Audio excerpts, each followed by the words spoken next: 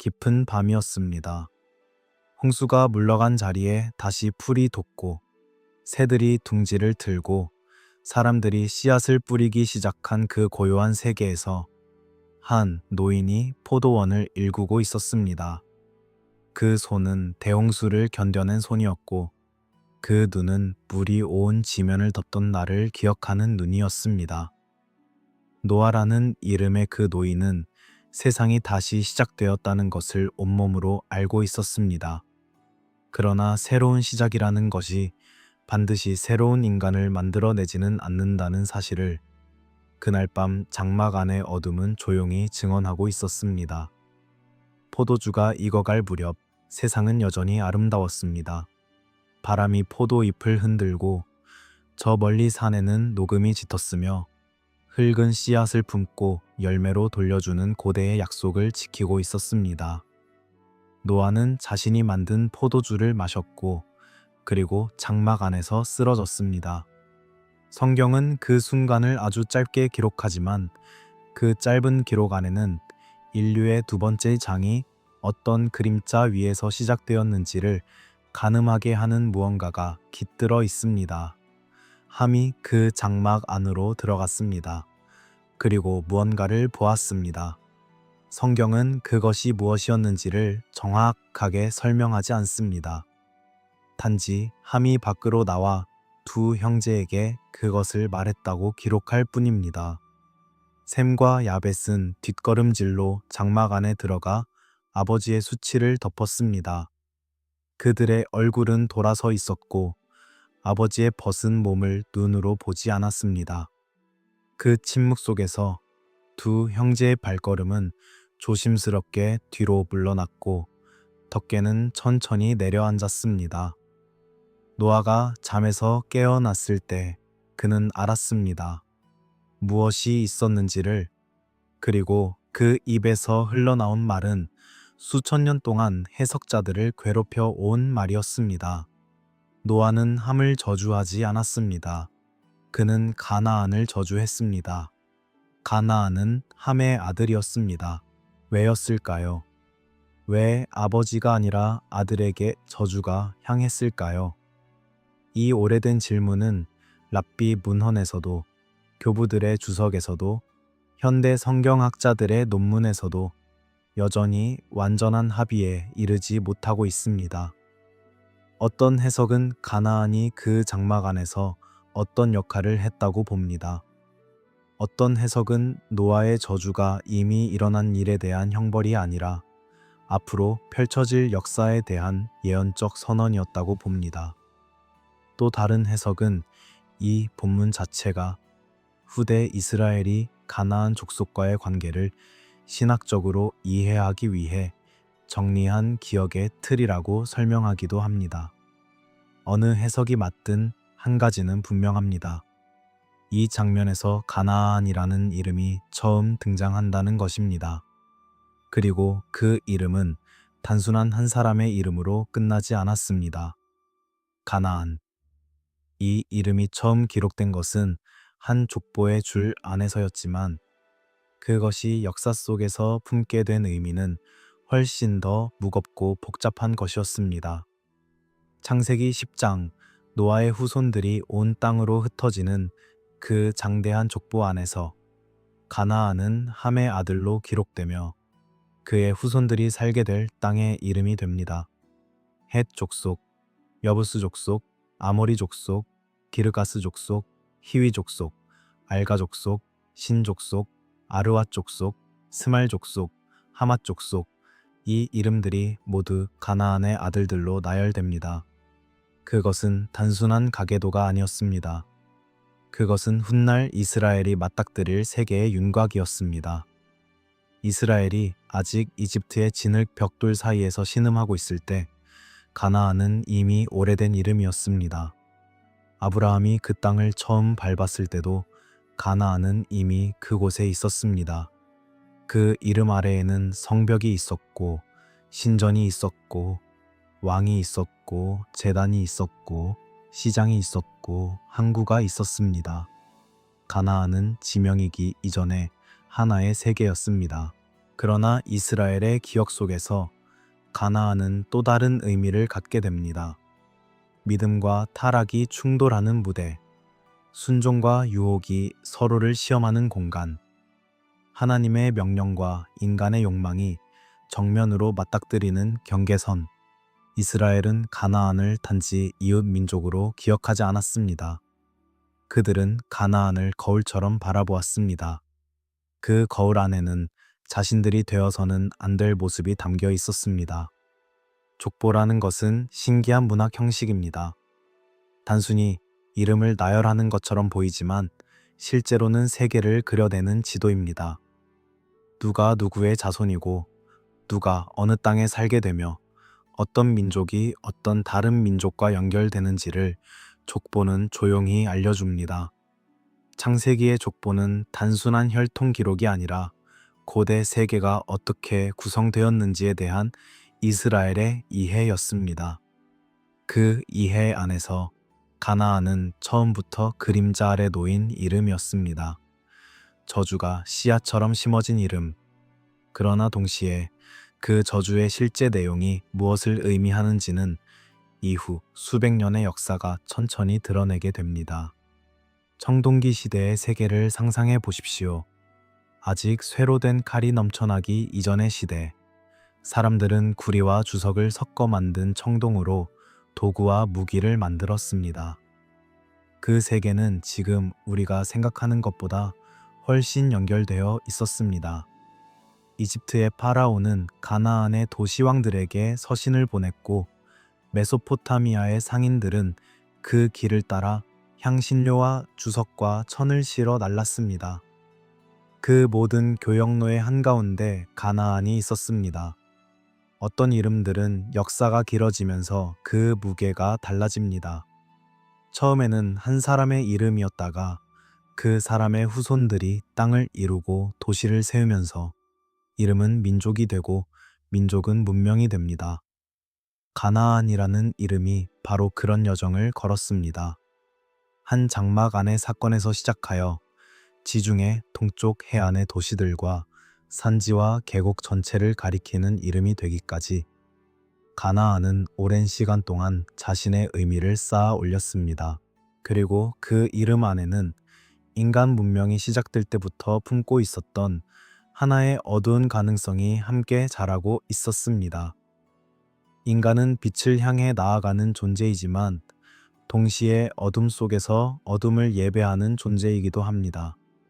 새로운 세상이 시작될 때마다 새로운 부패의 씨앗도 함께 심어집니다.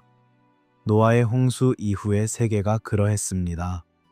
모든 것이 씻겨 나간 것처럼 보였지만 인간의 마음 안에는 여전히 오래된 충동들이 살아 있었습니다. 한 민족의 이야기는 언제나 그 민족이 남긴 벽돌보다 그들이 무엇을 두려워했고 무엇을 숭배했는가에서 드러납니다. 그것이 가나안의 이야기를 시작하는 이유입니다. 단순한 고대 민족의 흥망이 아니라 인간이 신앙이라는 이름 아래 무엇을 할 수 있는지를, 그리고 그 결과가 어떻게 역사를 형성했는지를 우리는 가나안이라는 거울 앞에서 천천히 바라보게 됩니다. 밤이 깊어갑니다. 이제 우리는 그 이름의 그림자를 따라 실제로 사람들이 살았던 땅으로 천천히 걸어 들어갑니다. 지중해의 바람이 동쪽으로 불어오는 날이면 소금 냄새가 산지 깊숙이까지 스며들었습니다. 가나안의 지형은 마치 여러 세계가 좁은 공간 안에 압축된 것처럼 다양했습니다. 서쪽으로는 지중해 해안이 길게 뻗어 있었고 그 해안선을 따라 모래와 자갈이 번갈아 나타났습니다. 해안 평야는 농경에 알맞은 기름진 땅이었고 사람들은 그곳에 도시를 세우고 항구를 만들었습니다. 동쪽으로는 산지가 솟아 있었습니다. 유다 산지, 에브라임 산지, 갈릴리 산지. 이 높고 험한 땅들은 사람들을 분리하는 벽이 되기도 했고 반대로 숨어 사는 자들에게는 요새가 되기도 했습니다. 그리고 그 산지 사이로 요단 계곡이 깊게 파고들었습니다. 세상에서 가장 낮은 땅 중 하나인 그 계곡은 요단강이 굽이굽이 흐르며 남쪽으로 내려가다가 사해라는 이름의 잠든 물에 닿아 멈추었습니다. 남쪽으로는 광야가 시작되었습니다. 네겝의 건조한 땅, 붉은 모래와 암석이 드문드문 놓인 그곳은 사람이 살 수 없는 것은 아니었지만 쉽게 살 수 있는 곳도 아니었습니다. 이 다양한 지형은 단순한 지리 정보가 아닙니다. 지형은 삶의 방식을 만들어냅니다. 해안 평야에 사는 사람들은 상인이 되었고 산지에 사는 사람들은 목동과 농부가 되었으며 요단 계곡 주변에 사는 사람들은 물을 따라 삶을 조직했습니다. 같은 이름 아래 살았지만 가나안의 사람들은 저마다 다른 리듬으로 계절을 건너고 있었습니다. 그리고 이 땅은 결코 빈 땅이 아니었습니다. 역사책이 가끔 이런 표현을 쓰곤 합니다. 빈 땅, 아무도 살지 않던 땅, 문명이 닿지 않은 원시의 공간. 그러나 가나안은 그런 땅이 아니었습니다. 이스라엘이 광야에서 방랑하고 있을 때 가나안의 도시들은 이미 수백 년, 어떤 경우에는 수천 년의 역사를 쌓아 올리고 있었습니다. 성벽은 높았고 곡창은 가득했으며 신전의 향은 매일 아침 연기로 하늘을 물들였습니다. 예리코를 생각해 보십시오. 세계에서 가장 오래된 도시 중 하나로 꼽히는 그 이름. 고고학자들이 그 땅을 파내려 갈수록 층위는 계속 이어졌습니다. 신석기 시대의 흔적, 그 위에 청동기 시대의 건물, 그 위에 또 다른 시대의 유적. 예리코는 오아시스 도시였습니다. 광야 한가운데 솟아난 샘물 덕분에 그곳은 언제나 사람을 끌어당겼습니다. 야자수 그늘 아래서 대추 야자가 익어가고 봄이면 샘물 소리가 유난히 맑게 들리는 그 도시는 성경이 그것을 기록하기 훨씬 이전부터 이미 오래된 도시였습니다. 하솔은 달랐습니다. 갈릴리 북쪽에 자리 잡은 하솔은 가나안에서 가장 큰 도시 중 하나였습니다. 고고학적 발굴에 따르면 하솔은 한때 3만 명에서 4만 명에 이르는 인구가 살았을 것으로 추정됩니다. 그것은 고대 기준으로 보면 거대한 도시입니다. 넓은 왕궁, 정교한 수로 시스템, 곡물을 쌓아두는 대형 창고, 그리고 신전. 하솔의 왕은 가나안 남쪽 도시 왕들의 연합에서 종종 지도적 역할을 했다고 성경은 기록합니다. 야빈이라는 이름의 왕이 반복해서 등장하는 것은 아마도 하솔의 왕을 가리키는 칭호처럼 사용되었을 가능성도 있습니다. 메우깃도는 또 다른 이야기를 가지고 있었습니다. 이스라엘 평야를 내려다보는 전략적 위치에 자리 잡은 메우깃도는 이집트와 메소포타미아를 잇는 교역로 위에 앉아 있었습니다. 그 길을 통제하는 자가 이 지역 전체의 상업과 군사 이동을 통제할 수 있었습니다. 메우깃도는 그래서 끊임없이 점령과 재건을 반복했습니다. 이집트 파라오 투트모세3 세가 메우깃도에서 가나안 연합군을 격파한 전투는 인류 역사 최초로 상세히 기록된 전투 중 하나로 꼽힙니다. 그 전쟁이 있었을 때 메우깃도의 성벽은 아직 굳건히 서 있었고 성문 안에는 사람들이 살고 있었습니다. 라기스는 남쪽 산지 경사면에 자리 잡은 요충지였습니다. 그 도시는 크고 견고했으며 언덕 위에 세워진 성체는 적의 접근을 오랫동안 막아낼 수 있었습니다.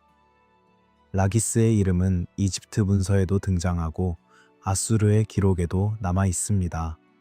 한 도시가 여러 제국의 문서에 등장한다는 것은 그것이 얼마나 중요한 장소였는지를 말해줍니다. 이 도시들을 하나씩 바라보다 보면 우리는 한 가지 사실을 새삼 깨닫게 됩니다. 가나안 사람들은 결코 원시적이거나 미개한 사람들이 아니었습니다. 그들은 청동 무기를 만들었고 전차를 운용했으며 대규모 건축물을 설계하고 시공했습니다. 그들은 외교 서신을 쓰고 상업 계약을 맺고 왕궁에서 연회를 열었습니다. 그들의 신전에는 정교한 석조 조각이 있었고 그들의 장인들은 상아와 금으로 섬세한 공예품을 만들었습니다. 고대 근동 외교의 역사에서 가나안의 위치를 이해하려면 아마르나 서신이라고 불리는 놀라운 자료를 살펴볼 필요가 있습니다. 기원전 14세기 이집트 파라오 아크나톤의 수도 아마르나에서 발견된 이 점토판 서신들은 이집트와 가나안 도시 왕들 사이에 오간 외교 문서들입니다. 그 서신들 안에서 가나안의 도시 왕들은 파라오에게 충성을 맹세하면서도 동시에 서로를 고발하고 견제하는 복잡한 외교 게임을 벌이고 있었습니다. 어떤 왕은 이웃 도시의 반란을 이집트에 알리고 어떤 왕은 파라오에게 군사 지원을 요청하며 어떤 왕은 세금을 내지 못하는 이유를 장황하게 설명합니다. 이 서신들은 가나안이 고립된 지역이 아니라 이미 강대국 외교의 한 부분으로 기능하고 있었음을 보여줍니다. 청동기 시대의 도시국가 체제를 이해하면 가나안이 왜 단일한 국가가 아니었는지가 명확해집니다. 가나안에는 단 하나의 수도도 단 하나의 왕도 없었습니다. 대신 수십 개의 도시가 각자의 왕을 두고 자신만의 성벽과 신정과 행정 조직을 운영하고 있었습니다. 이 도시들은 때로는 동맹을 맺어 공동의 적에 맞서기도 했지만 때로는 서로 싸우기도 했습니다. 그것은 고대 그리스의 폴리스 체제와 비슷한 구조였습니다. 아테네와 스파르타가 그리스라는 이름을 공유하면서도 전혀 다른 정치 체제를 가졌던 것처럼 가나안의 도시들도 공통의 문화권 안에 있으면서도 각자의 독립성을 유지했습니다. 그렇다면 가나안이라는 이름은 무엇을 의미할까요? 어원에 대해서는 여러 학설이 있습니다. 어떤 학자들은 그것이 보라색이나 자주색을 뜻하는 단어에서 왔다고 봅니다. 가나안의 해안 도시들, 특히 페니키아로 알려진 지역에서는 무렉스라는 조개에서 추출한 보라색 염료를 생산했는데 이 고가의 염료는 지중해 전역에서 귀하게 여겨졌습니다. 왕과 귀족만이 입을 수 있는 보라색 옷감의 비밀이 바로 이 해안에 있었습니다. 어떤 학자들은 가나안이 상인을 뜻하는 단어에서 왔다고도 봅니다. 교역의 땅, 거래하는 사람들의 땅. 그런데 이 이름과 관련하여 중요한 것은 어원이 아니라 이 이름이 성경 안에서 어떤 무게를 갖게 되었는가 하는 점입니다.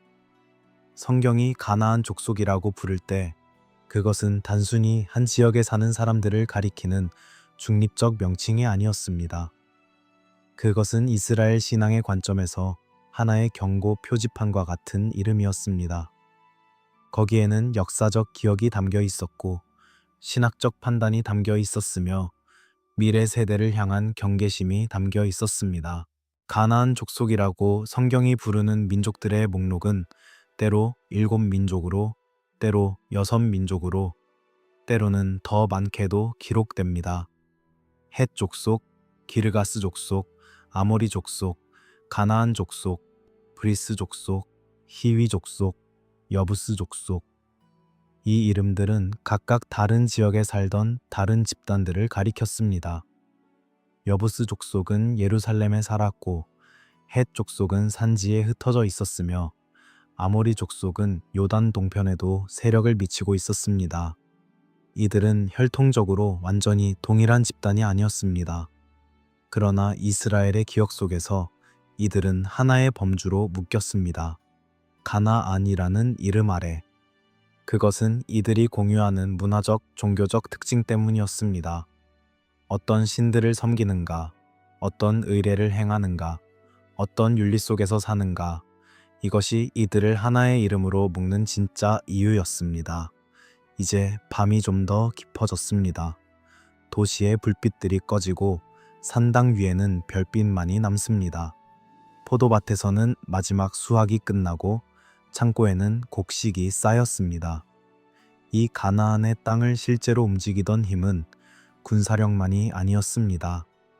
그것은 보이지 않는 세계와 보이는 세계를 연결하는 힘, 곧 종교였습니다. 비가 내릴지, 땅이 열매를 맺을지, 아이가 건강히 태어날지, 전쟁에서 이길지, 이 모든 것이 신들의 손안에 있다고 사람들은 믿었습니다. 그리고 그 신들을 달래고 기쁘게 하고 그 힘을 끌어오는 방법을 아는 자들이 이 땅에 진짜 권력을 쥐고 있었습니다. 우리는 이제 가나안의 하늘을 올려다봅니다. 그곳에는 어떤 신들이 살고 있었을까요? 고대의 하늘은 지금보다 훨씬 가까웠습니다. 농부가 밭을 갈다가 하늘을 올려다볼 때 그 하늘은 단순히 날씨가 들어있는 공간이 아니었습니다. 거기에는 신들이 살았고 신들이 싸웠으며 신들이 인간의 운명을 결정했습니다. 고대인에게 종교는 개인의 신념이나 취향이 아니었습니다. 그것은 우주가 어떻게 작동하는지에 대한 설명이었고 계절이 왜 바뀌는지에 대한 답이었으며 왜 어떤 해에는 비가 오고 어떤 해에는 가뭄이 드는지를 이해하는 언어였습니다.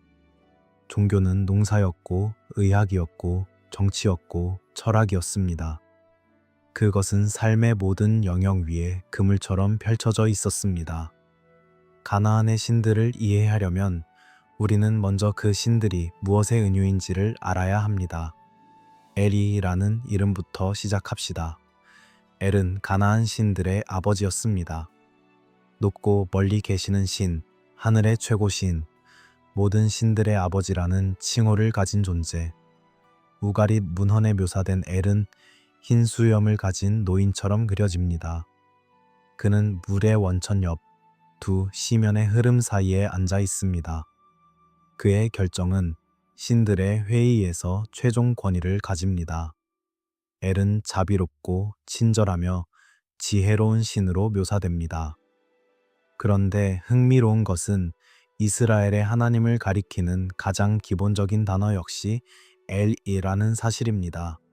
하나님, 신, 신적 존재를 가리키는 그 고대 세머의 뿌리가 바로 엘입니다.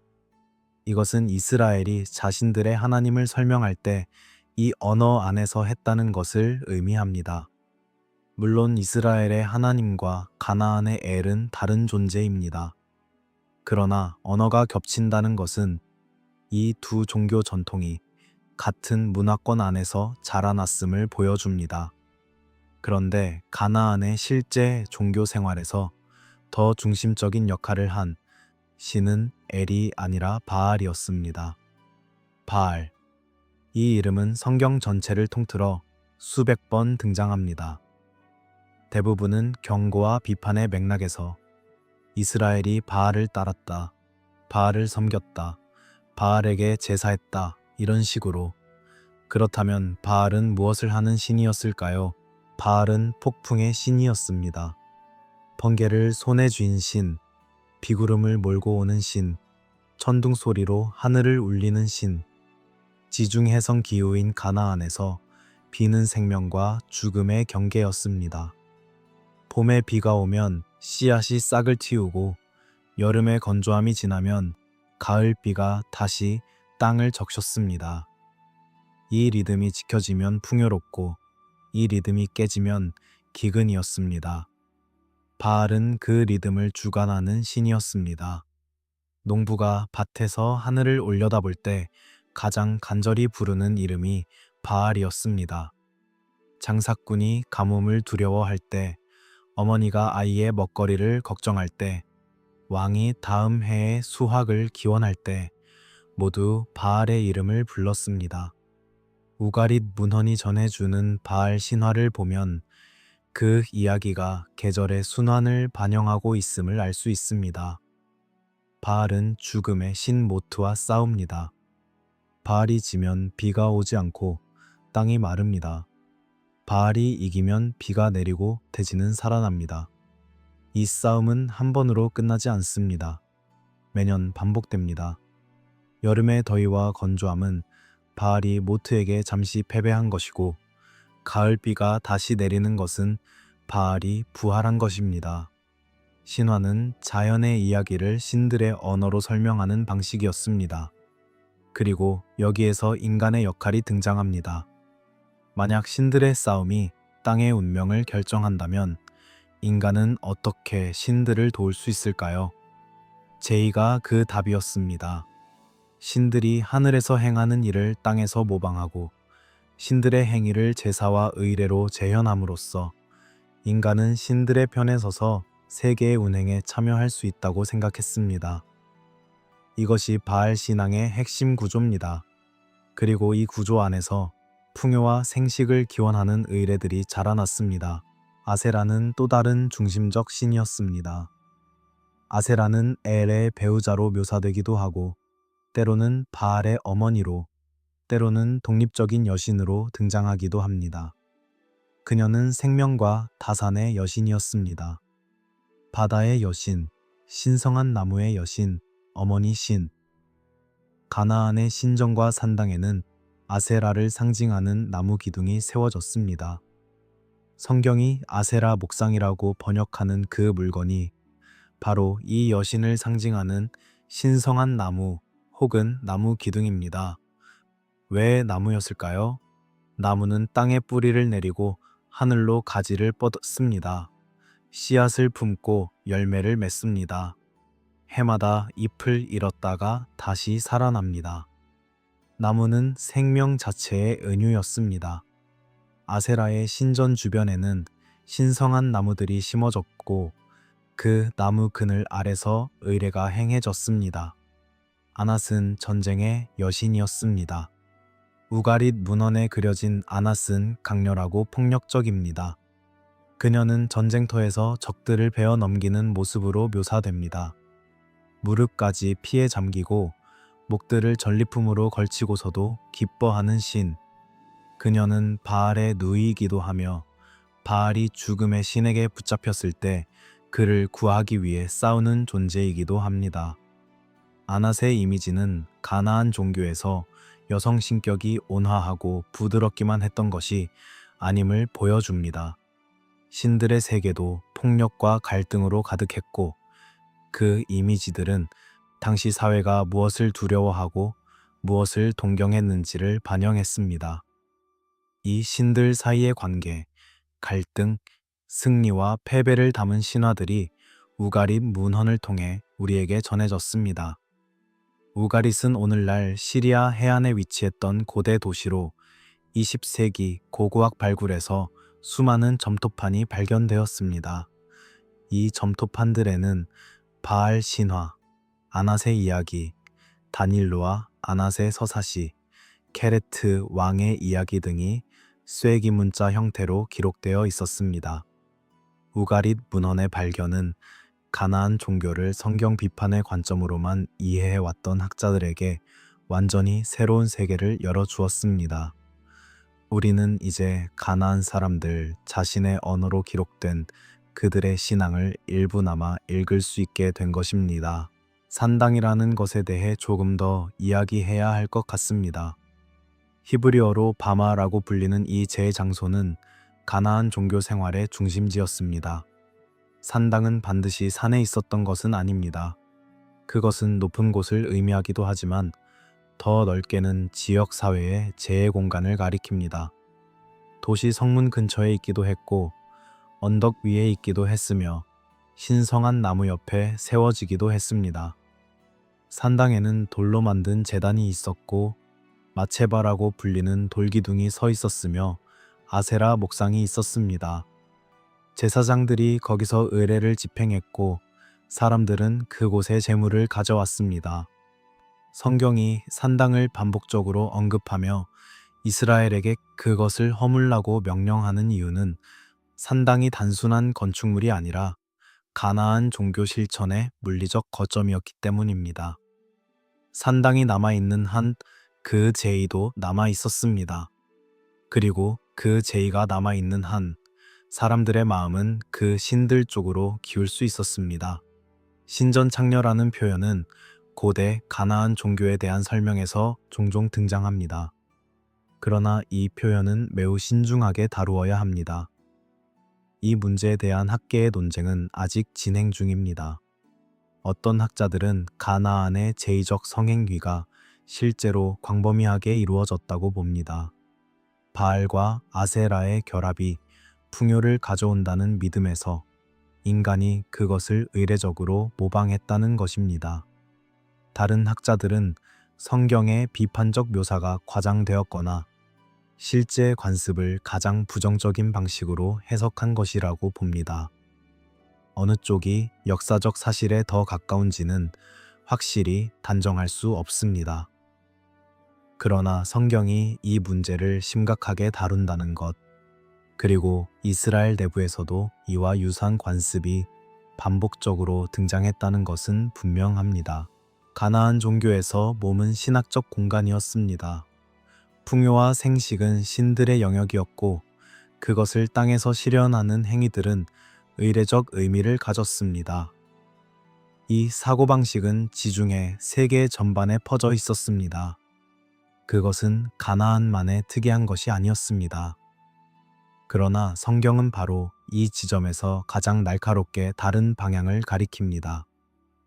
이스라엘의 하나님은 몸과 자연을 통해 충동적으로 예배되는 신이 아니라 계약과 말씀과 도덕적 질서로 관계를 맺는 신이었습니다. 밤이 깊어갈수록 산당의 불은 더 밝게 타오르는 것처럼 보였을 것입니다. 사람들은 그 불 앞에서 무릎을 꿇고 비를 달라고, 아이를 달라고, 살아남게 해달라고 빌었습니다. 그 기도의 간절함은 진짜였습니다. 그들이 원한 것은 삶이었고 풍요였고 생존이었습니다. 그러나 그 간절함이 어떤 방향으로 흐르는지, 어떤 신에게로 향하는지, 그 흐름이 어디에서 멈추는지, 이것이 결국 한 문명의 운명을 결정했습니다. 비가 오지 않는 계절, 사람들은 하늘을 달래기 위해 더 많은 재물을 바쳤습니다. 그리고 풍요를 약속하는 신은 점점 더 큰 대가를 요구하는 것처럼 보였습니다. 더 귀한 것, 더 소중한 것, 더 돌려받을 수 없는 것. 이제 우리는 가나안 종교의 가장 무거운 지점으로 다가가야 합니다. 그것은 가장 어두운 이야기이고 가장 조용히 다루어야 할 이야기이기도 합니다. 어떤 이야기들은 말하기 전에 먼저 침묵이 필요합니다. 오래된 유적지 어딘가에서 고고학자들이 작은 뼈들을 발견했을 때 그들은 한동안 그 앞에 서서 아무 말도 하지 않았을 것입니다. 가나안의 역사를 이야기할 때 가장 무거운 주제 중 하나는 어린이 희생 제사입니다. 이 이야기는 충격을 주기 위해 꺼내는 것이 아닙니다. 선정적인 흥미를 자극하기 위한 것도 아닙니다. 이것을 이야기하는 이유는 성경이 가나안 종교를 왜 그토록 단호하게 거부했는지, 그리고 왜 이 문제가 이스라엘의 가장 깊은 종교적 기억 안에 새겨져 있는지를 이해하기 위해서입니다. 성경에는 몰렉이라는 이름이 등장합니다. 레위기, 열왕기, 예레미야, 에스겔, 이 책들에서 몰렉은 아이를 불 속에 던지는 신, 혹은 그 신에게 드리는 의식과 연결됩니다. 예루살렘 남쪽 흰놈의 골짜기, 히브리어로 게이 흰놈이라고 불리는 그 장소에는 도벳이라는 제 공간이 있었습니다. 이스라엘 왕들 중 일부가 자녀를 이 불 속에 통과시켰다는 기록이 있습니다. 아하스 왕, 메은하세 왕, 이 이름들이 성경에서 가장 어두운 왕들로 기억되는 이유 중 하나가 바로 이것입니다. 몰렉이라는 이름이 정확히 무엇을 가리키는지에 대해서는 학자들 사이에 논쟁이 있습니다. 어떤 학자들은 몰렉이 특정한 신의 이름이었다고 봅니다. 어떤 학자들은 그것이 제 자체를 가리키는 단어였다고 봅니다. 히브리어로 왕을 뜻하는 멜렉이라는 단어와 유사하다는 점도 지적됩니다. 어쩌면 이것은 왕에게 드리는 제물, 신성한 왕 혹은 최고신에게 바치는 가장 귀한 제물을 의미했을 수도 있습니다. 가나안과 베니키아의 문화적 전통은 서지중해로도 이어졌습니다. 카르타고는 현재 튀니지 해안에 세워진 페니키아 식민 도시였는데 그곳에서 발견된 토펫이라고 불리는 제 공간에서 유아의 뼈가 다량 발굴되었습니다. 이 발굴은 20세기에 이루어졌으며 학계에서는 이 뼈들의 성격과 매장 맥락을 두고 지금도 논쟁이 계속됩니다. 어떤 학자들은 이것이 희생 제사의 증거라고 봅니다. 다른 학자들은 영아 사망률이 높았던 고대 사회에서 일찍 죽은 아이들을 특별히 신성한 공간에 묻은 것이라고 해석합니다. 그러나 두 해석 모두 이 공간이 아이들의 죽음과 연결된 제의적 공간이었음을 부인하지는 않습니다. 고대 근동 전체를 보면 장자 봉헌이라는 관습이 다양한 형태로 존재했음을 알 수 있습니다. 이스라엘 자신도 장자를 하나님께 속한 것으로 보았습니다. 그러나 이스라엘 신앙에서 장자 봉헌은 동물을 대체 제물로 삼거나 일정한 값으로 대신하는 방식으로 대속되었습니다. 아브라함이 이삭을 바치려 했을 때 그 순간 하나님이 멈추셨다는 이야기는 바로 이 지점에서 이스라엘의 신앙이 어떤 경계를 긋는지를 보여주는 서사입니다. 인간 희생은 이스라엘의 하나님이 요구하지 않는 것이었습니다. 가나안의 신학 안에서 왜 어린 생명이 제물이 될 수 있었는지를 이해하려면 고대 근동의 재해 논리를 이해해야 합니다. 신은 풍요를 줍니다. 그 대가로 인간은 가장 귀한 것을 바칩니다. 가장 귀한 것은 무엇일까요? 동물 중에서는 흠없는 가장 좋은 것, 물건 중에서는 가장 값진 것, 그리고 사람에게서 가장 귀한 것은 자녀입니다. 특히 첫 번째로 태어난 아이. 그 논리는 끔찍하지만 그 나름의 내적 일관성을 가지고 있었습니다. 풍요를 바라는 간절함이 커질수록 더 귀한 것을 바쳐야 한다는 믿음도 커졌습니다. 그리고 가뭄이 심하거나 전쟁에서 위기가 닥치거나 역병이 돌거나 할 때 그 간절함은 극한에 달했습니다. 모압 왕 메사의 이야기를 성경은 기록합니다. 이스라엘 군대가 모압을 포위했을 때 메사 왕은 성벽 위에서 자신의 맏아들을 번제로 드렸습니다. 그것을 본 이스라엘 사람들은 두려움에 사로잡혀 철수했다고 성경은 전합니다. 이 장면은 인간 희생이 단순한 비이성적 잔혹함이 아니라 당시 사람들에게는 가장 극단적인 신앙 행위였음을 보여줍니다. 왕이 자신의 왕위 계승자를, 자신의 살과 피를 신에게 바친다는 것. 그것은 공포의 행위이기도 했지만 동시에 당시의 신학 안에서는 최고의 헌신으로 여겨졌습니다. 후대 전승에는 이런 이야기가 전해집니다. 도벳에서 제의가 행해질 때 북과 피리 소리를 크게 울려 아이의 울음소리가 들리지 않게 했다는 것입니다. 이 전승이 역사적으로 정확한지는 확인하기 어렵습니다. 그것은 후대의 충격과 혐오가 만들어낸 이미지일 수도 있습니다. 그러나 그 이미지 안에 담긴 진실은 어쩌면 이것입니다. 소리를 덮어야 했다는 것, 들려오는 소리를 무언가로 막아야 했다는 것, 어떤 행위는 그것이 행해지는 바로 그 순간에도 이미 스스로를 가릴 필요가 있었다는 것. 성경이 고아와 과부와 나그네를 돌보라고 거듭 명령하는 것은 우연이 아닙니다. 보호받지 못하는 자를 보호하라는 그 명령은 가나안 문화가 가장 약한 존재를 제단 위에 올려놓은 것과 극명하게 대비됩니다. 이스라엘의 하나님은 어린 생명을 요구하는 신이 아니라 어린 생명을 보호하는 신이었습니다. 이 차이는 단순한 종교적 차이가 아닙니다. 그것은 인간 존엄에 대한 근본적으로 다른 이해입니다. 문명은 때때로 가장 약한 존재를 제단 위에 올려놓고도 스스로를 문명이라 불렀습니다. 도시의 성벽은 높았고 신전은 정교했으며 왕궁에서는 연회가 열렸습니다. 그러나 그 문명의 종교적 논리 안에는 가장 힘없는 생명이 가장 귀한 제물로 사라지는 자리가 있었습니다.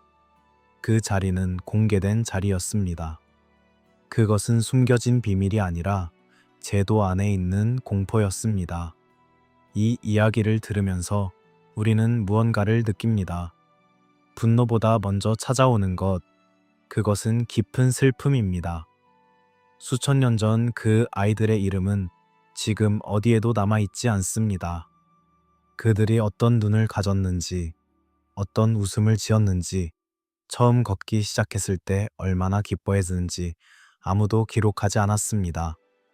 그러나 그 작은 뼈들이 땅속에 있었고 고고학자들이 그것을 발굴했을 때 그 뼈들은 여전히 무언가를 말하고 있었습니다. 그렇다면 왜 하나님은 즉시 심판하지 않으셨을까요? 이 어둠이 이미 시작되고 있을 때 왜 그것이 멈추어지지 않았을까요? 이 질문은 우리를 또 다른 이야기 안으로 이끕니다. 인내의 이야기, 기다림의 이야기, 그리고 자비가 심판보다 오래 먼저 있었다는 이야기. 별이 하늘에서 움직이는 것처럼 역사도 우리가 생각하는 것보다 훨씬 느린 리듬으로 움직입니다. 아브라함이 갈대아 우르를 떠나 가나안 땅으로 향했을 때 하나님은 그에게 약속을 하셨습니다. 내 자손에게 이 땅을 주겠다는 약속. 그러나 그 약속은 곧장 이루어지지 않았습니다. 아브라함은 그 땅에서 이방인으로 나그네로 살았습니다. 아이를 낳기까지 수십 년을 기다려야 했고 결국 그 땅에서 자신이 소유한 것은 아내 사라를 묻을 막벨라 굴 하나뿐이었습니다. 아브라함은 약속을 받았지만 그 약속의 성취를 보지 못하고 죽었습니다. 이삭도 마찬가지였습니다. 야곱도 마찬가지였습니다. 야곱은 오히려 기근을 피해 이집트로 내려가야 했고 그의 자손들은 이집트에서 400년을 보냈습니다. 처음에는 환영받았지만 시간이 흐르면서 노예가 되었습니다. 진흙을 이겨 벽돌을 만들고 태양 아래서 채찍질을 당하며 파라오의 창고를 짓는 노동으로 수백 년을 보냈습니다. 왜 그렇게 오래 기다려야 했을까요? 창세기 15장에 아주 중요한 구절이 있습니다. 하나님이 아브라함에게 이렇게 말씀하십니다. 내 자손이 사대만에 이 땅으로 돌아오리니 이는 아모리 족속의 죄악이 아직 가득 차지 아니함이니라. 이 짧은 문장 안에 엄청난 신학이 담겨 있습니다. 아모리 족속이라는 표현은 여기서 가나안 일대에 사는 사람들을 통칭하는 의미로 사용된 것으로 보입니다. 그리고 죄악이 가득 차지 않았다는 표현. 이것은 무엇을 의미할까요? 죄악이 가득 찬다는 것은 어떤 상태를 가리킬까요? 그것은 단순히 하나의 악한 행위가 아닙니다. 그것은 한 사회가 오랜 시간 동안 특정한 방향으로 걸어가면서 그 방향이 돌이킬 수 없는 수준에 이르는 것을 의미하는 것처럼 보입니다. 잘못된 선택들이 쌓이고 그 선택들이 제도가 되고 그 제도가 문화가 되고 그 문화가 신앙이 되고 그 신앙이 다음 세대로 전해지는 과정. 그 과정이 어떤 임계점에 이를 때 역사는 문을 닫기 시작합니다. 하나님이 즉각 심판하지 않고 기다리신다는 패턴은 성경 전체를 통해 반복됩니다. 소돔과 고모라의 이야기에서도 하나님은 아브라함과 길고 조용한 대화를 나눕니다. 거기에 의인이 50명이 있으면 멸하지 않겠다고 하시고 45명이면 40명이면 30명이면 20명이면 10명이라도 있으면 심판하지 않겠다고 하십니다. 그 대화 안에는 심판을 서두르지 않는 하나님의 모습이 있습니다. 돌이킬 가능성을 최대한 열어 두려는 의지가 있습니다. 니느웨의 이야기는 더 직접적입니다. 하나님은 요나를 보내 심판을 예고하게 하셨고 니느웨 사람들이 그 선포를 듣고 회개했을 때 심판을 거두셨습니다. 왕부터 짐승까지 굵은 배를 입고 금식한 그 도시 앞에서 선포된 심판은 멈추었습니다. 이 이야기는 심판이 돌이킬 수 없는 운명이 아니라 응답에 따라 달라지는 열려있는 가능성이었음을 보여줍니다. 그렇다면 가나안의 400년은 무엇이었을까요? 이스라엘이 이집트에서 보낸 그 긴 세월 동안 가나안은 어떤 기회를 갖고 있었을까요? 아브라함과 이삭과 야곱이 가나안 땅에서 나그네로 살았을 때 그들의 삶은 다른 방식의 가능성을 보여주는 증언이었을 것입니다. 바알에게 기도하는 대신 하늘의 하나님께 제단을 쌓는 노인, 이집트 왕 앞에서 두려워하기보다 하나님의 이름을 부르는 족장, 그 삶들은 지나가는 사람들의 눈에 보였을 것입니다. 400년이라는 시간을 감각적으로 느끼기 위해 잠시 상상해 보십시오. 한 아이가 태어납니다. 그 아이는 자라서 어른이 되고 결혼하고 자녀를 낳고 늙어서 죽습니다. 그것이 일생입니다. 400년 동안 그 일생이 5번 혹은 6번 혹은 7번 반복됩니다. 이스라엘이 이집트에서 태어나고 자라고 늙어 죽는 것을 반복하는 동안 가나안에서도 세대가 교체되었습니다. 아이들은 부모에게서 신앙을 배웠습니다. 바알에게 기도하는 법을, 아세라에게 제물을 바치는 법을, 산당에서 의례를 행하는 법을. 그 배움이 세대를 거쳐 전해지면서 그 방향은 점점 더 고정되어 갔습니다. 한 문명이 스스로 방향을 바꾸지 않을 때 어떤 일이 일어나는지 역사는 조용히 기록합니다. 처음에는 선택이었던 것이 시간이 지나면서 관습이 됩니다. 관습이 제도가 되고 제도가 정체성이 됩니다. 그 정체성이 위협받을 때 사람들은 그것을 지키기 위해 싸웁니다. 자신이 무엇을 지키고 있는지를 이미 잊어버린 채로. 그러나 이 기다림은 약함이 아니었습니다. 성경이 그리는 하나님은 무관심해서 기다리시는 것이 아닙니다. 그 기다림 안에는 돌이킬 기회를 남겨두는 자비가 있었습니다. 이미 내린 결론을 집행하지 않고 문을 조금 더 열어두는 인내. 그것이 400년이었습니다. 그러나 자비는 영원히 지속되지 않습니다. 문은 언제까지나 열려 있지 않습니다. 역사에는 어떤 순간 선택들의 무게가 임계점을 넘어서는 때가 있습니다. 그때 문이 닫힙니다. 그것은 복수가 아닙니다. 그것은 오래된 방향의 도달점입니다. 이제 이스라엘이 광야를 지나 가나안의 경계 앞에 서는 날이 오고 있습니다. 모압 평야에서 이스라엘 진영의 불빛들이 반짝이던 밤, 요단강 건너 저 멀리 가나안의 성벽이 어둠 속에 윤곽만을 드러내고 있었을 것입니다. 40년의 광야가 끝나가고 있었습니다. 이집트를 떠날 때 태어났던 세대는 이미 광야의 모래 속에 묻혔습니다. 그들은 가나안의 경계 앞에서 두려워했고 믿음보다 공포가 컸습니다. 그래서 40년이 더해졌습니다. 이제 그 자녀들이 서 있습니다. 그들은 광야에서 태어나 광야에서 자랐습니다. 그들이 아는 것은 만나였고 물을 내는 반석이었으며 불기둥과 구름 기둥이었습니다. 그리고 이제 그들 앞에는 가나안이 있었습니다. 약속의 땅. 그 이름은 듣기에 아름답습니다. 젖과 꿀이 흐르는 땅이라는 표현처럼 풍요롭고 아름다운 이미지를 담고 있습니다. 그러나 그 땅에 이미 사람들이 살고 있었습니다. 성벽이 있었고 군대가 있었고 신들이 있었습니다. 40년 전 정탐꾼들이 돌아와 보고한 내용을 기억해야 합니다. 그 땅은 정말로 풍요로운 땅이었습니다. 한 송이의 포도가 너무 커서 두 사람이 막대기에 매달아 운반해야 했다는 그 장면은 과장이 아니라 상징입니다. 그 땅의 풍요를 표현하는 방식이었습니다. 그러나 동시에 정탐꾼들이 가져온 것은 두려움이었습니다. 그 땅의 주민들은 강하고 성읍들은 크고 견고하며 심지어 아낙 자손을 보았다고 했습니다. 아낙 자손 앞에서 우리는 메뚜기 같았다고, 우리 자신이 우리 눈에도 그렇게 보였다고. 아낙 자손이라는 이름은 성경에서 거인의 이미지와 연결됩니다. 그들이 실제로 비정상적으로 거대한 사람들이었는지 아니면 그것이 두려움을 표현하는 과장법이었는지 혹은 어떤 특정 전사 집단에 대한 인상이 전설화된 것인지 우리는 확실히 알 수 없습니다. 그러나 중요한 것은 그 이미지가 이스라엘에게 심어준 것입니다. 우리는 그들 앞에서 너무 작다는 감각, 그 감각이 40년의 광야를 만들었습니다.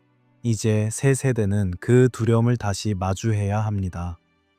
요단강 건너편에는 여리고가 있었습니다. 그 성문 안에는 사람들이 살고 있었고 창고에는 곡식이 있었으며 신전에서는 매일 제사가 드려지고 있었습니다. 그 도시는 이스라엘이 오고 있다는 것을 이미 알았습니다. 그리고 두려워하고 있었습니다. 그것은 나중에 라합의 고백을 통해 알게 됩니다. 헤레미라는 단어를 설명해야 할 순간이 왔습니다. 이 히브리어 단어는 한국어로 직멸이라고 번역되기도 하고 완전히 받침이라고 번역되기도 합니다. 이 단어는 성경에서 가장 어렵고 불편한 명령과 연결됩니다. 여리고를 정복했을 때 이스라엘은 그 성 안에 모든 것을 헤렘으로 바쳤습니다. 가축과 사람들이 전부 포함된 그 명령은 현대인의 귀에 극도로 불편하게 들립니다. 이 불편함 앞에서 해답을 서두르는 것은 좋지 않습니다. 그 불편함 자체를 함께 바라보는 것이 더 정직한 태도입니다. 사랑의 하나님과 이런 명령이 어떻게 공존할 수 있는가? 이 질문은 오래전부터 있어 왔고 여전히 남아 있습니다. 몇 가지 해석의 방향들이 있습니다. 하나는 고대 전쟁 언어의 과장법입니다. 고대 근동의 전쟁 기록들을 보면 극도의 과장이 관습적으로 사용되었습니다. 이집트의 파라오도 아수르의 왕도 자신들의 전쟁 기록에서 완전한 선멸과 절대적 승리를 묘사하는 것이 표준이었습니다. 실제로 모든 것이 그렇게 이루어진 것이 아니었더라도 그 언어는 시니 왕에게 완전한 승리를 주었음을 선포하는 방식이었습니다. 성경의 정복 서사도 이런 문학적 관습 안에서 쓰였다는 해석이 있습니다. 다른 방향은 사사기를 보면 헤렘이 완전히 실행되지 않았음이 분명히 드러난다는 것입니다. 이스라엘은 많은 가나안 족속들을 몰아내지 못했고 그들과 섞여 살았습니다. 정복 서사가 묘사하는 완전한 승리와 사사기가 묘사하는 불완전한 정착 사이에는 분명한 긴장이 있습니다. 이것은 역사적 사실의 복잡성을 반영하는 것일 수도 있습니다. 또 다른 해석은 신학적입니다. 헤렘의 핵심은 가나안의 종교적 구조물, 즉 제단과 기둥과 신전과 아세라를 철저히 제거하라는 것이었습니다. 그 물질적 상징들이 남아있는 한 그 신앙도 남아있을 것이기 때문입니다. 헤렘은 종교적 오염의 원천을 제거하라는 명령으로 이해될 수 있습니다. 영토 확장의 논리가 아니라 다음 세대가 무엇을 예배하게 될지를 결정하는 영적 전쟁의 언어로, 어떤 전쟁은 땅을 얻기 위한 전쟁이 아닙니다. 그것은 다음 세대의 마음이 어디를 향할지를 결정하는 전쟁입니다. 가나안에 제단이 남아 있으면 그 제단 앞에 다시 사람들이 모일 것입니다. 아세라 기둥이 서 있으면 다시 그 아래에서 의례가 행해질 것입니다. 이스라엘이 보기에 가나안과의 싸움은 땅의 경계를 정하는 것이 아니라 어떤 신앙이 이 땅 위에서 살아남을지를 결정하는 것이었습니다. 그러나 이 무거운 명령 안에서도 문은 완전히 닫혀 있지 않았습니다. 그 열린 문을 통해 들어온 사람들의 이야기가 있습니다. 그리고 그 이야기들이 정복의 서사를 단순한 파괴의 이야기로만 읽지 못하게 합니다. 여리고의 성문이 닫히던 밤이었습니다. 이스라엘 정탐꾼들이 요단강을 건너 여리고로 들어갔을 때 그 성은 이미 긴장 속에 있었습니다. 이스라엘이 이집트에서 나온 이야기가, 홍해가 갈라진 이야기가, 요단 동편 두 왕 시온과 옥이 무너진 이야기가 이미 가나안 전역에 퍼져 있었습니다. 성문은 굳게 닫혔고 성벽 위에는 파수꾼들이 섰을 것입니다. 라합이라는 이름의 여인이 그 성에 살고 있었습니다. 성경은 그녀를 기생이라고 부릅니다. 그것이 정확히 무엇을 의미하는지에 대해서는 여러 해석이 있습니다. 어떤 사람들은 그것이 단순히 여관을 운영하는 사람을 가리킨다고 봅니다. 어떤 사람들은 글자 그대로의 의미로 받아들입니다. 어느 쪽이든 그녀는 여리고 사회의 중심에 있지 않았습니다. 그녀의 집이 성벽 위에 있었다는 것은 그녀가 도시의 가장자리에 살았음을 의미합니다. 정탐꾼들이 그녀의 집에 들어갔을 때 여리고 왕의 사람들이 그들을 쫓아왔습니다. 라합은 정탐꾼들을 숨겼습니다. 3대를 펼쳐 지붕 위에 숨겼습니다. 그리고 쫓아온 사람들에게는 그들이 이미 갔다고 말했습니다. 그런데 라합이 정탐꾼들에게 한 말이 있습니다. 그 말이 이 이야기의 핵심입니다. 그녀는 이렇게 고백했습니다. 여호와께서 이 땅을 당신들에게 주신 줄을 내가 아노라. 우리가 당신들을 심히 두려워하고 이 땅 주민들이 다 당신들 앞에서 간담이 서도다. 그녀는 홍해가 갈라진 이야기를 알고 있었습니다. 두 왕이 무너진 이야기를 알고 있었습니다. 그리고 그녀는 거기서 멈추지 않았습니다. 위로는 하늘에서도 아래로는 땅에서도 그는 하나님이시니라. 이것은 단순한 두려움의 고백이 아닙니다. 이것은 신앙의 고백입니다. 가나안 여인의 입에서 이스라엘의 하나님에 대한 고백이 흘러나왔습니다. 그녀는 아직 이스라엘 공동체 안에 들어오지 않았습니다. 그녀는 아직 언약 백성이 아니었습니다. 그러나 그녀의 마음은 이미 방향을 바꾸고 있었습니다. 라합은 정탐꾼들에게 부탁했습니다. 내가 당신들에게 은혜를 베풀었으니 당신들도 내 아버지의 집에 은혜를 베풀어 달라. 나의 부모, 형제, 자매와 그들에게 속한 모든 것을 살려달라. 우리를 살려달라는 것이었습니다. 정탐꾼들은 약속했습니다. 창문에 붉은 줄을 매달아 놓으면 그 집은 건드리지 않겠다고. 라합은 그 줄을 매달았습니다. 성벽 위 그녀의 집 창문에서 붉은 줄이 내려와 있었습니다. 그것은 작은 신호였지만 그 안에는 엄청난 것이 담겨 있었습니다. 자신의 도시가 무너질 것임을 알면서도 그 무너짐 이후에 자신을 살릴 수 있는 쥐란 것에 매달리는 결단. 그것은 두려움이기도 했지만 동시에 믿음이기도 했습니다. 여리고가 무너지던 날 라합은 살았습니다. 그녀의 가족과 함께. 성경은 이후 라합이 이스라엘 안에서 살게 되었다고 전합니다. 그리고 놀랍게도 마태복음 1장에 예수님의 족보 안에 라합의 이름이 나옵니다. 살문은 라합에게서 보아스를 낳고 보아스는 룻에게서 오벳을 낳고 오벳은 이새를 낳고 이새는 다윗 왕을 낳고 라합은 다윗의 직계 조상이 되었고 그 계보는 훗날 메시아로 이어집니다. 가나안 여인이 그것도 여리고의 기생이 메시아의 족보 안에 있습니다. 이것은 성경이 놀랍도록 의도적으로 보여주는 것입니다. 심판은 혈통을 겨누지 않았습니다. 회개와 귀속의 길은 열려 있었습니다. 기브온 사람들의 이야기는 다른 방식으로 같은 진실을 보여줍니다. 기브온은 예루살렘 근처에 있던 히위 족속의 도시였습니다. 여리고와 아이가 무너졌다는 소식이 전해졌을 때 기브온 사람들은 계략을 꾸몄습니다. 그들은 달아 해진 신발을 신고 곰팡이 핀 빵을 가지고 낡은 옷을 입고 여호수아에게 찾아갔습니다. 그리고 말했습니다. 우리는 아주 먼 나라에서 온 사람들입니다. 여호와 하나님의 명성을 듣고 화친을 맺으러 왔습니다. 여호수아와 이스라엘 지도자들은 하나님께 묻지 않고 그들과 조약을 맺었습니다. 사흘 후에 그들이 가까이 있는 이웃임을 알게 되었을 때 이스라엘 백성들은 분노했습니다. 그러나 지도자들은 이렇게 말했습니다. 우리가 이스라엘의 하나님 여호와를 두고 그들에게 맹세했으므로 지금 그들을 해칠 수 없다. 기브온 사람들의 방법은 정직하지 않았습니다. 그들은 속임수를 썼습니다. 그러나 그 속임수 안에는 살고자 하는 간절한 몸부림이 있었습니다. 그들은 단순히 죽음을 피하려 한 것이 아니라 이스라엘의 하나님 안에 있는 무언가를 알아보고 그쪽으로 향한 것이기도 했습니다.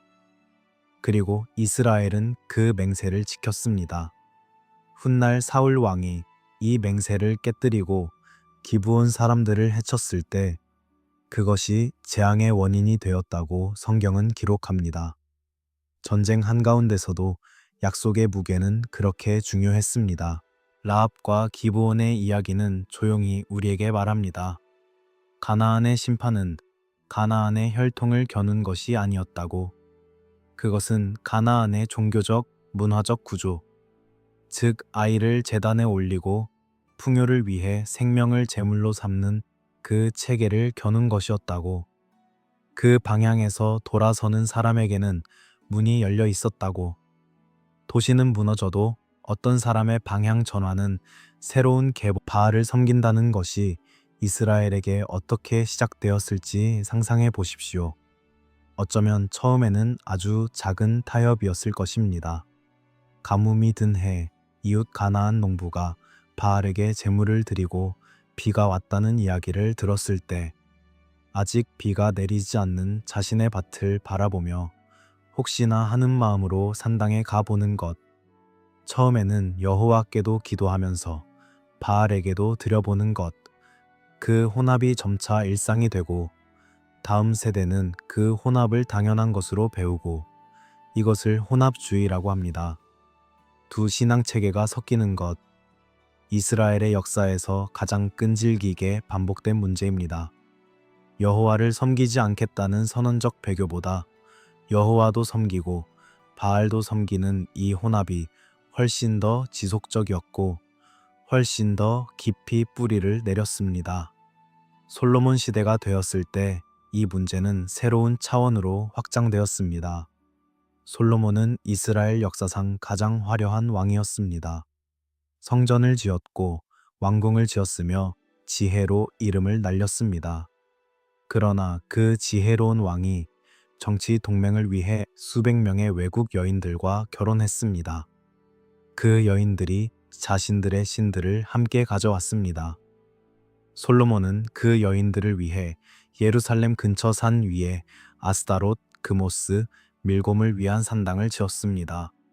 성전이 있는 도시에 다른 신들을 위한 산당이 생겼습니다. 성경은 이것을 아주 슬프게 기록합니다. 솔로몬의 마음이 이스라엘의 하나님 여호와에게서 떠났다고. 그의 마음이 이스라엘의 하나님 여호와와 완전하지 아니했다고. 지혜의 왕이 어리석음으로 마무리했습니다. 아합과 이세벨의 이야기는 더 극적입니다. 아합은 북이스라엘의 왕이었고 이세벨은 두로와 시돈의 왕 엣바알의 딸이었습니다. 이세벨은 가나안 종교의 핵심지 중 하나인 페니키아 출신이었습니다. 그녀는 단순히 자신의 신앙을 가진 채로 왕궁에 들어온 것이 아니었습니다. 그녀는 바알 선지자 450명과 아세라 선지자 400명을 자신의 식탁에서 먹이는 여왕이었습니다. 이세벨은 여호와의 선지자들을 죽였습니다. 가나안의 종교가 정치 권력과 결합하여 이스라엘 신앙의 목소리를 지우려 했습니다. 엘리야는 도망쳐야 했고 광야에서 쓰러져 죽기를 원했습니다. 나 홀로 남았다는 그 탄식은 혼자 버텨야 하는 자의 고독이었습니다. 갈멜산에서의 대결을 기억하는 사람들이 많습니다. 엘리야와 바알 선지자 450명이 맞섰습니다. 불로 응답하는 신이 진짜 하나님이라는 조건이었습니다. 바알 선지자들은 아침부터 저녁까지 불러도 응답이 없었습니다. 엘리야는 제단에 물을 3번 부었습니다. 도랑까지 물이 가득 찼습니다. 그리고 기도했습니다. 여호와여, 주께서 이스라엘 중에서 하나님이신 것과 내가 주의 종인 것을 오늘날 알게 하옵소서. 불이 내려왔습니다. 재물과 나무와 돌과 흙과 물을 다 태웠습니다. 그 불빛 앞에서 백성들이 엎드렸습니다. 여호와 그는 하나님이시로다. 그 고백이 터져 나왔습니다. 그러나 그날의 불이 이세벨의 마음을 바꾸지는 못했습니다. 이세벨은 이튿날 엘리야를 죽이겠다고 선포했고 엘리야는 다시 도망쳤습니다. 므낫세 시대에 이르면 이야기는 가장 어두운 곳으로 내려갑니다. 므낫세는 유다 역사에서 가장 오래 왕위에 있었던 왕입니다. 55년. 그러나 그 긴 통치는 이스라엘 역사에서 가장 많은 비판을 받은 통치이기도 합니다. 메으나세는 아버지 히스기야가 무너뜨린 산당들을 다시 세웠습니다. 바알을 위한 제단을 쌓았고 아세라 목상을 만들었으며 하늘의 별들을 섬겼습니다. 무당과 점쟁이를 두었습니다. 그리고 성경이 가장 끔찍하게 기록하는 것, 그의 아들을 불 속으로 지나가게 했습니다. 흰놈의 골짜기에서.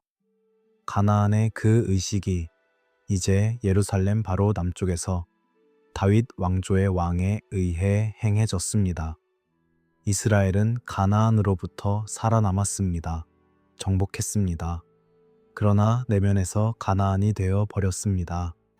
이 역설이 사사기에서 왕정시대까지 이스라엘 역사가 안고 있는 가장 깊은 비극입니다.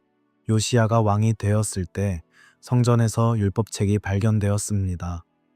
요시야는 그 책을 들으면서 옷을 찢었습니다. 선조들이 그 말씀을 지키지 않았음을 알았기 때문입니다. 그리고 개혁을 시작했습니다. 바알과 아세라와 별들을 위해 만든 모든 기구를 성전에서 내다 불살랐습니다. 바알을 위해 세운 제사장들을 제거했습니다. 아세라를 불살라 분말로 만들었습니다. 흰놈 골짜기에 도벳을 더럽혀 아무도 자녀를 몰렉에게 드리지 못하게 했습니다. 요시야의 개혁은 진심이었습니다. 그것은 마지막 불빛이었습니다. 그러나 너무 늦게 왔습니다. 아니, 정확하게는 그 개혁이 법과 제도는 바꿀 수 있었지만 수세대에 걸쳐 형성된 백성들의 마음의 구조까지 완전히 되돌리지는 못했습니다. 요시야가 죽은 후 그의 아들들은 다시 돌아갔습니다. 그리고 바벨론이 왔습니다. 예루살렘이 무너진 것은 갑자기 일어난 사건이 아니었습니다. 그것은 오래전부터 쌓여온 방향의 도달점이었습니다. 산당들이 세워지고 제단들이 다시 서고 아이들이 불 속을 지나가는 그 오래된 방향이 결국 그 끝에 이른 것이었습니다. 그러나 그 비극 속에서도 이야기는 끝나지 않습니다. 예루살렘이 무너진 이후에도 다른 흐름들이 이어졌습니다. 가나안의 유산은 어떻게 세계 역사 속으로 흘러들어갔는지 우리는 이제 그 긴 여운을 따라가게 됩니다. 지중해의 동쪽 해안에서 배들이 출항하는 장면을 상상해 보십시오. 어두운 새벽, 두로 항구에서 삼나무 목재와 보라색 염료와 유리 그릇을 가득 실은 배들이 서쪽으로 출발합니다. 뱃사람들은 별을 보며 방향을 잡고 파도가 잠잠한 날 노를 저어 나아갑니다. 그들의 목적지는 키프로스이거나 크레타이거나 더 멀리는 시칠리아이거나 이베리아 반도의 해안일 수도 있습니다. 이 뱃사람들이 페니키아인들입니다. 그리고 페니키아는 가나안 문화의 계승자들이었습니다. 두로와 시도는 가나안 해안의 두 도시입니다. 이 도시들은 이스라엘 정복 이후에도 살아남았습니다. 산지와 내륙의 가나안 문화가 재편되는 동안 해안 도시들은 자신들의 전통을 이어갔습니다. 그리고 그들은 바다를 통해 세계를 확장했습니다. 두로의 번영은 성경에서도 여러 번 언급됩니다. 솔로몬이 성전을 지을 때 두로의 히람 왕에게서 삼나무를 사왔고 두로의 기술자들이 성전 건축에 참여했습니다. 두로는 당대 지중해 세계에서 가장 부유한 도시 중 하나였습니다. 항구에는 각지에서 온 배들이 가득했고 시장에는 이집트의 세마포와 메소포타미아의 청금석과 아라비아의 향품이 거래되었습니다. 에스겔 27장은 두로의 번영을 시적으로 묘사하면서 동시에 그 몰락을 예언합니다. 그 묘사 안에는 두로가 얼마나 광범위한 교역 네트워크를 가졌었는지가 생생히 담겨 있습니다.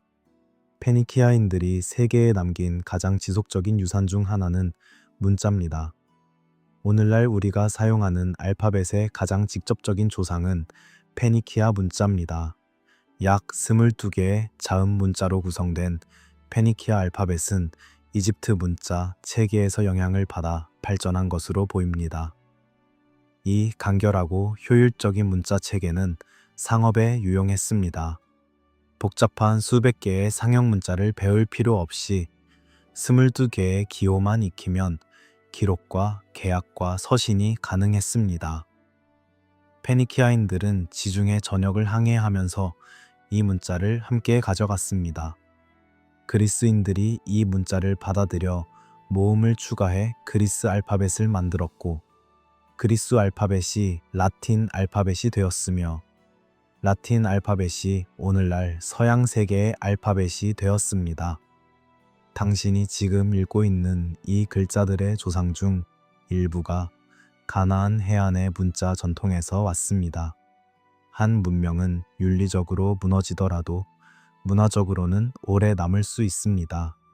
그것이 역사의 아이러니입니다. 가나안의 종교는 성경 안에서 심판의 대상으로 기록되었지만 가나안의 문자 전통은 후대 문명들 속으로 스며들어 계속 살아남았습니다. 카르타고는 이 흐름의 가장 극적인 사례입니다. 현재 튀니지 북부 해안에 위치했던 카르타고는 기원전 9세기경 두로 출신의 이민자들이 세운 도시입니다. 전설에 따르면 디도라는 이름의 여왕이 도망쳐와서 황소 가죽으로 둘러쌀 수 있는 만큼의 땅을 사서 도시를 세웠다고 합니다. 황소 가죽을 얇게 잘라 긴 끈으로 만들어 가능한 한 넓은 땅을 둘렀다는 그 이야기는 카르타고인들이 얼마나 영리한 사람들이었는지를 보여주는 기원 신화입니다. 카르타고는 서지중해의 패자가 되었습니다. 이베리아 반도 해안, 사르디니아, 시칠리아 서부, 북아프리카 해안을 따라 페니키아 식민 도시들이 세워졌고 카르타고는 그 네트워크의 중심이 되었습니다. 로마가 지중해 세계를 장악하기 전까지 서지중해의 상업과 해군력은 카르타고의 것이었습니다. 그러나 카르타고에서도 앞서 언급한 그 어두운 제의 전통의 흔적이 발견됩니다. 앞서 이야기한 토펫, 유아의 뼈가 발견된 그 제2공간, 두로에서 시작된 페니키아 전통이 지중해를 건너 카르타고에까지 이어진 것입니다. 문명은 빛과 어둠을 함께 가지고 이동합니다. 아름다운 항구를 건설하는 기술과 생명을 제단에 올리는 관습이 같은 사람들 안에 함께 있었습니다. 두로에 대한 에스겔의 예언은 장엄합니다. 에스겔 26장에서 28장에 걸쳐 두로의 몰락이 세세히 예언됩니다. 느부갓네살이 와서 두로를 오랫동안 포위하고 그 선급의 돌들과 나무들을 바다에 던질 것이라고, 너의 부유함과 시장들, 거래들, 뱃사람들과 선원들, 모든 것이 무너질 것이라고, 두로는 다시는 세워지지 않을 것이라고. 역사는 이 예언을 복잡하게 이행했습니다. 느부갓네살은 두로 본토를 점령했지만 섬 위에 세워진 두로는 함락시키지 못했습니다. 그로부터 수백 년 후 알렉산더 대왕이 그 섬 도시를 정복하기 위해 바다를 메워 육지를 만들었습니다. 본토의 폐허를 바다에 던져 육교를 만든 것입니다. 에스겔의 예언은 그렇게 다른 시간에 다른 방식으로 성취되었습니다. 두로는 지금도 존재합니다. 레바논의 티레. 그러나 그것은 고대 두로의 화려함과는 비교할 수 없는 작은 도시입니다. 아무리 화려한 항구와 부가 있어도 도덕적 오만과 우상숭배는 문명을 영원히 지켜주지 못했습니다. 사람은 돌을 쌓아 도시를 만들지만 도시를 지탱하는 것은 결국 보이지 않는 가치관입니다. 현대 고고학과 유전학의 발전은 고대 가나안 사람들에 대해 흥미로운 새 정보를 제공합니다. 2017년에 발표된 한 연구는 레바논 현대인들의 유전자 구성과 고대 가나안 유골의 DNA를 비교했을 때 현대 레바논 사람들이 고대 가나안 사람들의 후손임을 강력히 시사한다는 결과를 보여주었습니다. 가나안 사람들이 완전히 사라진 것이 아니라 후손들이 이름을 바꾸고 역사 속에서 계속 살아왔을 가능성을 보여주는 것입니다. 이것은 중요한 구분을 요청합니다. 성경의 초점은 피의 완전한 소멸이 아니었습니다. 성경이 겨눈 것은 혈통이 아니라 악한 예배의 구조였습니다. 아이를 불 속에 던지는 의식, 생명을 이익의 도구로 삼는 종교 체계, 가장 약한 자를 제단 위에 올리는 문화, 이것이 심판의 대상이었습니다. 사람 자체가 아니라 그 사람들이 만들어낸 영적 구조가. 그래서 라합은 살았습니다. 기브온도 살았습니다. 가나안의 피를 가진 사람들이 다윗의 군대 안에도 있었고 이스라엘 공동체 안에도 있었습니다. 가나안이라는 이름이 사라지는 것은 가나안이라는 사람들이 사라지는 것이 아니라 가나안이 상징했던 예배 체계가 더 이상 작동하지 않게 되는 것을 의미했습니다. 가나안은 사라진 민족이면서도 동시에 이름을 바꿔 살아남은 기억이기도 합니다. 페니키아라는 이름으로, 레바논이라는 이름으로, 그리고 어쩌면 우리 안에 남아있는 어떤 오래된 충동들로 문명이 꼭 한순간에 끝나는 것은 아닙니다. 어떤 것은 폐허가 되고 어떤 것은 문자와 항구와 후손 속에서 계속 이어집니다. 그러나 그 이어짐 안에서도 역사는 선택을 묻습니다. 무엇을 이어갈 것인가? 문자를 이을 것인가? 재단을 이을 것인가? 상업의 기술을 이을 것인가? 약한 자를 삼키는 논리를 이을 것인가? 이 질문은 고대 가나안에게만 향해 있지 않습니다. 밤이 깊어졌습니다. 이제 우리는 이 긴 여정의 마지막 자리에 와 있습니다. 폐허가 된 산당 위로 바람이 불어갑니다. 돌기둥들은 쓰러졌고 아세라 목상이 서 있던 자리에는 이제 아무것도 없습니다. 제단의 재는 바람에 흩어졌고 신전의 돌들은 후대 사람들이 가져다 다른 건물을 짓는 데 사용했습니다. 도벳이라고 불리던 그 골짜기는 훗날 쓰레기를 버리는 곳이 되었습니다. 끊임없이 불이 타는 그 골짜기는 게헨나라는 이름으로 불렸고 그 이름은 성경 안에서 영원한 심판의 장소를 가리키는 상징이 되었습니다. 아이들의 울음이 들렸던 그 골짜기가 인류의 가장 무거운 경고의 이미지를 담은 이름이 된 것입니다. 우리는 오늘 밤 가나안에 대해 이야기했습니다. 그것은 저주로 시작된 이름이었고 오래된 세계의 이름이었으며 신들과 재물과 성벽의 세계였습니다. 비와 번개의 신들이 하늘을 지배했고 풍요를 위해 사람들은 가장 귀한 것을 바쳤습니다. 어떤 때는 그것이 곡식이었고 어떤 때는 짐승이었으며 어떤 때는 그 귀한 것이 아이였습니다. 성경은 왜 이 이야기를 기록했을까요? 단순한 역사 기록을 위해서가 아니었을 것입니다. 성경이 가나안의 이야기를 그토록 상세히 기억하는 것은 이 이야기가 인류에게 던지는 질문이 시간을 초월하기 때문입니다. 가나안의 가장 큰 죄는 단지 다른 신을 섬겼다는 것이 아니었습니다. 물론 그것도 성경의 관점에서는 중요한 문제입니다. 그러나 성경이 가나안을 가장 강하게 심판한 이유는 그 신앙 체계가 결국 가장 약한 자를 삼켜버렸다는 데 있었습니다.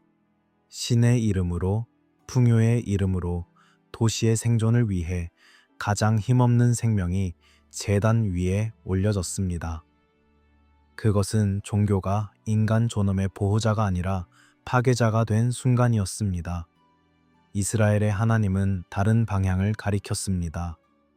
고아를 돌보라, 과부를 보호하라, 나그네를 착대하라, 어린아이를 내게 오게 하라. 이 명령들은 단순한 도덕적 권고가 아닙니다.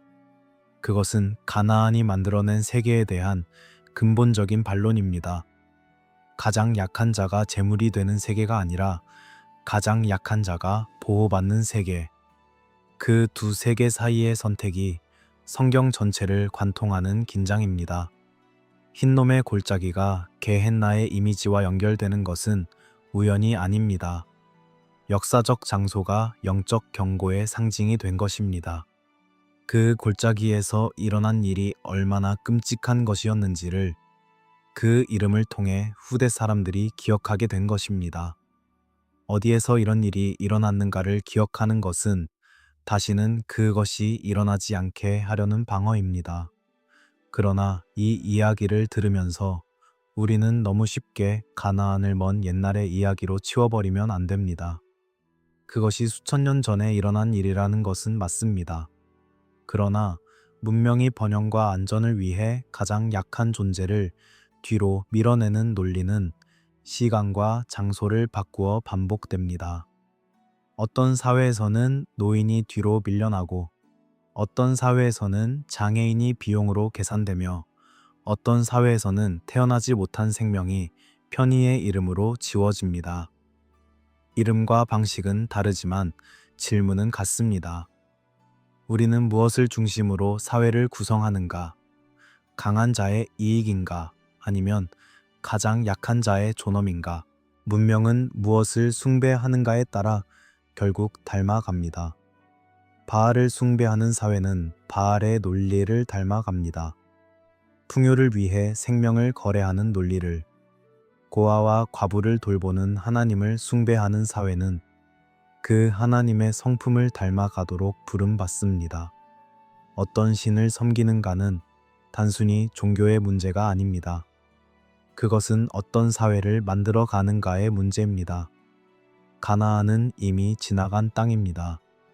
그 성벽들은 무너졌고 그 왕들은 이름만 남았으며 그 신전들은 유적이 되었습니다. 그러나 그들이 남긴 질문은 여전히 현재형입니다. 우리는 무엇을 두려워하는가? 우리는 무엇을 위해 가장 귀한 것을 바치는가? 우리는 가장 약한 자를 어디에 세워두는가? 폐허 위에 바람이 붑니다. 식어버린 제단 위로 별빛이 내려앉습니다. 아무도 더 이상 그 돌 앞에 무릎 꿇지 않습니다. 그러나 그 돌들이 기억하는 이야기는 인류의 기억 안에 남아 있습니다. 하나님은 오래 기다리셨습니다. 400년을 기다리셨고 문을 열어두셨습니다.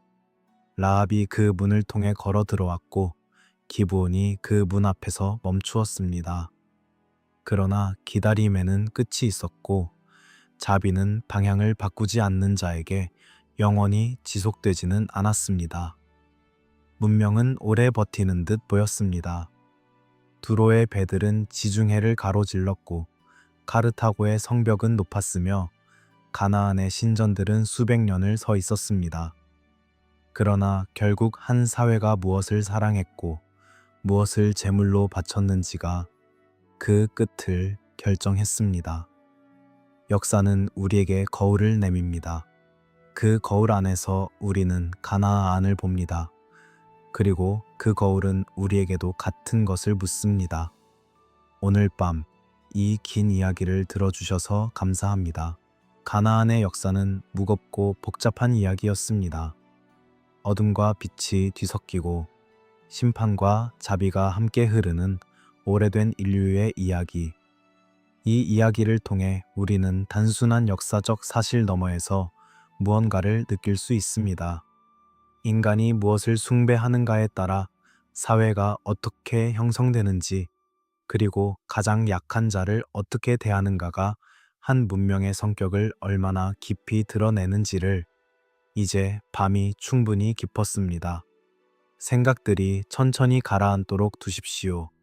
역사의 무게도 오늘의 걱정도 잠시 내려놓아도 됩니다. 별들이 하늘에 있고 바람이 부드럽게 불며 세상은 여전히 돌아가고 있습니다. 이런 역사의 이야기들을 더 듣고 싶으신 분들께는 채널 구독과 후원이 큰 힘이 됩니다. 여러분의 응원 덕분에 이 채널은 계속해서 잊혀진 문명들의 이야기를, 오래된 질문들의 목소리를 조용한 밤 여러분에게 전할 수 있습니다. 후원해 주시는 분들께는 새로운 이야기들을 더 먼저, 더 깊이 만나실 수 있는 기회가 주어집니다. 오늘 밤도 편히 쉬십시오. 이야기는 내일도 계속됩니다.